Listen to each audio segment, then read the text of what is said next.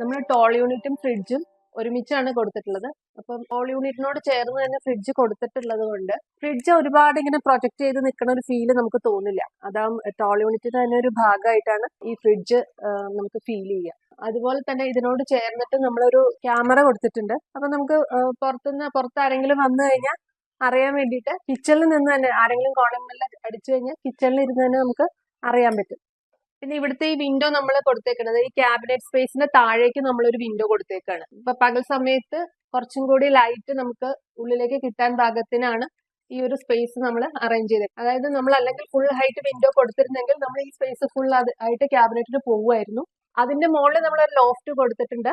Loft finish ആക്കുന്നിടത്ത് തന്നെ നമ്മൾ ceiling start ചെയ്യുകയും ചെയ്യും. അവിടെ അധികം ഡസ്റ്റ് വല്ലാതെ കുമിഞ്ഞുകൂടാനുള്ള ഒരു സാധ്യത നമുക്ക് അവിടെ ഇല്ല ഇപ്പോൾ.